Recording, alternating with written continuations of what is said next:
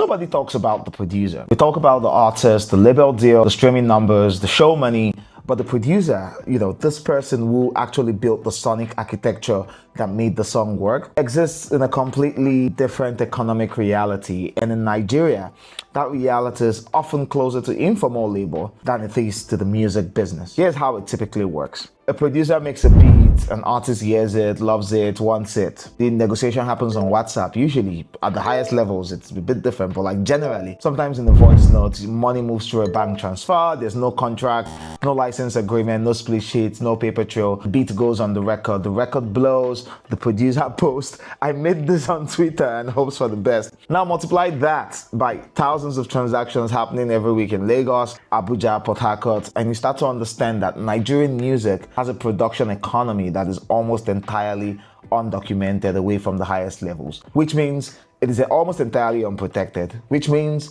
the people at the very foundation of this industry sound are the least equipped to benefit from its growth. This is an infrastructure failing. The tools to do this properly, licensing platforms, beat market spaces, digital contracts, they exist. They're just built for markets that are not ours. They're priced in currencies we cannot easily receive. They're designed around genres and workflows that are not ours. And when a young producer in Surulere tries to navigate them, the friction is high enough that WhatsApp remains the path of least resistance. Who wouldn't choose that? Here's why this matters beyond even the producer. The undocumented production economy has consequences that ripple outward. When a beat is sold without a contract, there's no split sheet, which means that when that song generates publishing royalties, there's often no clear record of who produced it and what they're owed. Nigerian producers lose publishing money every year, not because the system failed to collect it, but because the transaction that created the entitlement to it was never formally recorded. So you have a lot of producers without any way to make money. Like when a producer has no transaction history, no invoices, no documented income, no licensing agreement, they have no financial footprint, which means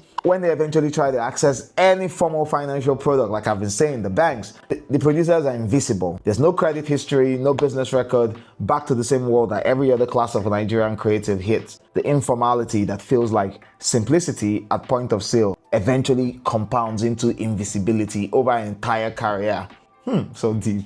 I'll just go straight. A Nigerian startup called Graviitalbeats is attempting to build local infrastructure for this specific gap. They're saying they have a beat marketplace designed for how this market actually works. So they're focusing on things like local payments, which helps us, indigenous genres, which deepens us, licensing embedded into every transaction, and all of that. So I'm not here to tell you that this problem is solved fully because, it hasn't launched at scale. But hard questions remain whether producers will actually use it, whether artists will pay through a platform rather than a transfer, whether the community trust is there, to use this platform. Those questions are still ahead of it, but what it represents even matters more than what it currently is, because it's a local institution looking at a local problem and deciding that the solution needs to be built here, not imported and adapted. That is the correct instinct. And it is the same instinct this industry needs from its banks, the government, its investors, most of whom are still waiting for someone else to build the infrastructure first. Graviital isn't doing that, and that's amazing. I want to see more of that. So what we should all know is this: the producer is where the music starts. The beat is the first asset of all of this thing we enjoy as music. And right now in Nigeria, but that first asset is changing hands informally,